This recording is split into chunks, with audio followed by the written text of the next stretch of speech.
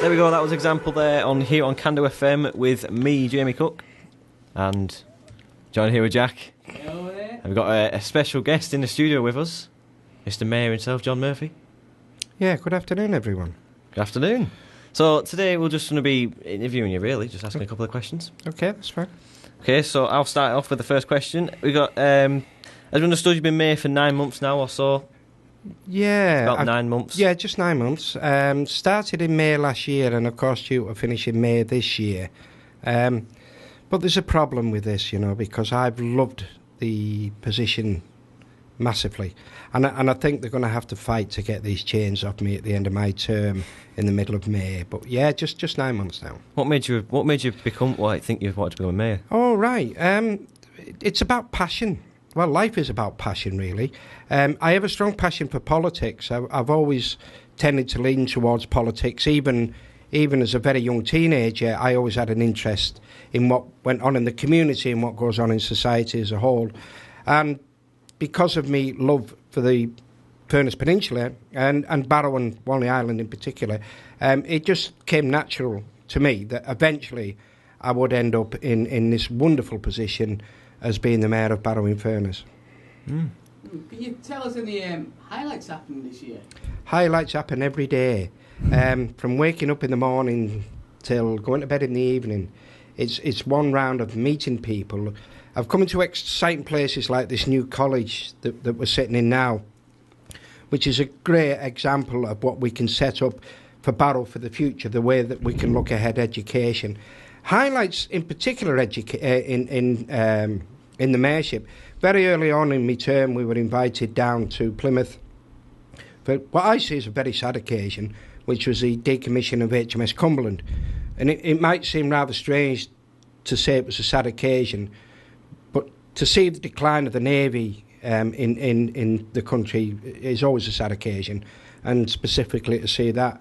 And like I said, every day meeting new people, finding out new things, and Barrow is such an exciting area. People would be amazed if they knew what went on out there. Yeah. So, could you tell us, it seems like you've been mayor for almost a year now, what's your highlights from your time as being mayor for now? Well, that was one of the highlights. That was one of them. I mean, sometimes as a mayor, I've been deputy mayor in the past a few years ago, and we had a trip out on HMS Walney. But it all depends what comes in, because what we've got to remember now, and I'm sure everyone who's listening is aware of the decline in public spending. So the days of the mayor swanning around going out for expensive meals and being treated here, there and everywhere are finished. I mean, we're there to promote the town. I've travelled throughout the county. I've sold Barrow and the Furness Peninsula to the whole of Cumbria, and having the opportunity, hopefully, in the last 3 months of my term, is to take that even further. My role is to sell Barrow-in-Furness to the rest of the world, and I think I've done that very, very strongly. Can you tell the listeners about your New Year's resolution? New Year's resolution? Yeah. Wow, they soon go. I can't have any more because my wife's taken off every hedonistic thought that I ever had in my head. Last Saturday we went to the forum, to the health day we had at the forum. Now, one of the downsides of being mayor, although I've mentioned that you don't really get exotic meals anymore, but by heck, we don't have to live off pork pies, pork rolls, sausage rolls. Everywhere we go, there's a buffet. So I'm getting a weight problem. So if we're looking for a resolution, although we're now going into February, it's certainly that I've got to lose some weight and lose it pretty quick. Yes. Right. So, what is the best thing you like about being mayor? What do you enjoy the most? I've already alluded to quite a lot of this. What I really love most is meeting people like yourselves, young people like yourselves who are hopefully going to make the future in the town, and to get a good education that I know you're going to get at this college, and for you to take them skills out into the rest of the world for your future, and then hopefully bring them back to Barrow-in-Furness and ensure the continuity of youth and employment within the borough. A lot of young people seem to leave Barrow at a very young age. Yeah. What do you think you could do to Right. stop this? It's quite an interesting, quite contentious question that you've asked. We have research. We've done a lot of surveys, and absolutely right. It's this 18 to 30-year-old age group that do leave Barrow. And I think in the last question, I've already said that. Really, what I want young people to do is to get the education and come back into the town in the 30s. You'd be surprised at the figures of these late 20s coming back into Barrow, because you can go to your universities, you can go to Liverpool, you can go to London and Manchester and see the life there, and I'll guarantee that sometime it'll kick into most people in the late 20s, early 30s, that they've left behind what they really do love. And we are finding that people are coming back. And what we're looking at, or what I'm seriously looking at and very, very conscious of it, is to look for people with self-employment.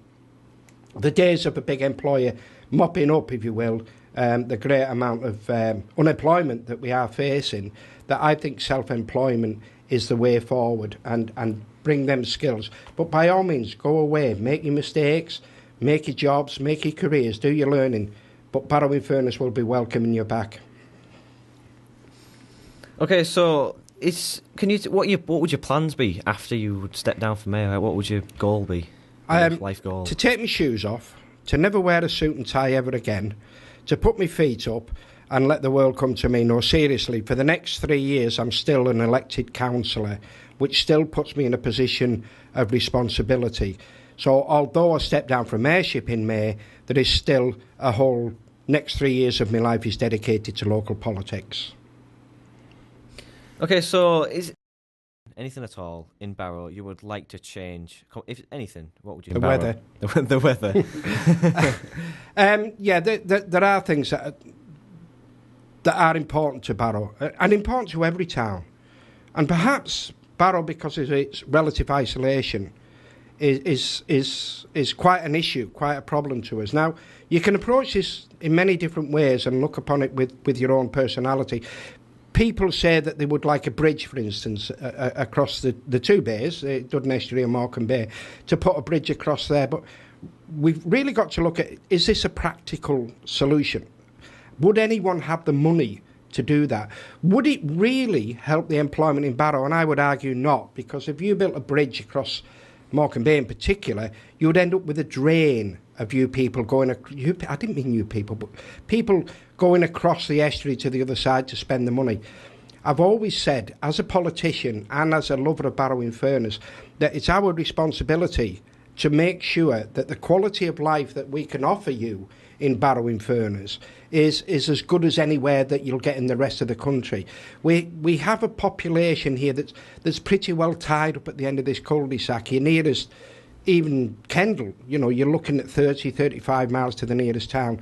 So it's a point of making Barrow as attractive as we possibly can for those of you who choose to live and stay in Barrow. I think if you did build a bridge, though, you're missing the whole countryside you go through, though, if you ever go on the motorway. It's just beautiful when you go down there. You mean in the A590? Yeah, it's an incredible route. When you go around the back of of Barrow, it's wonderful. I don't know why people would want to build a bridge across. I must admit that you've got the right attitude to that, and a lot of people don't realise. I drive down the A590 very regularly, and I just think it's a beautiful road, as you come down through Greenhall with that view across the estuary. And that really exemplifies the point that I was trying to say, that we have around the coast of Barrow some of the best views and the best areas in the UK, and that is a non-arguable point. It's a fact. So seeing as though we are a community station, we like playing music, what would be your favourite type? Would be anything from way back in the 60s to the latest music now. So what song do you want to play it out? Is there anything at all? Is a problem at my age, because I'm no longer 30, 40, 50 or just turned 60. I'm stuck in the 1960s with my music.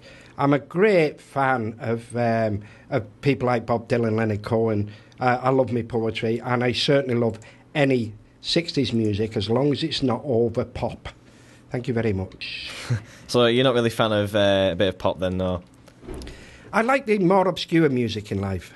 Certainly more leaning towards Dylan, that kind of thing. As for Shawaddy Waddy, it's not my kind of music, I'm afraid. So, I don't go for commercialism. Say if we were to play a bit of Blowing in the Wind, Bob Dylan? I think if you played a bit of Blowing in the Wind, I will be out there dancing and blowing in the wind that's outside of your next to only channel. That's Blowing in the wind. perfect then, because we've got the perfect song for you. So I think it was a great interview we had there. It was wonderful to meet you. Thank you. And we hope you stay in touch. Yeah, stay in touch with CandoFM. So this is me, Jamie Cooke. And me, Jack Briathwaite. And me, John Murphy, the Mayor of Barrow. Here on CandoFM. How many roads must a man walk down before you call him a man?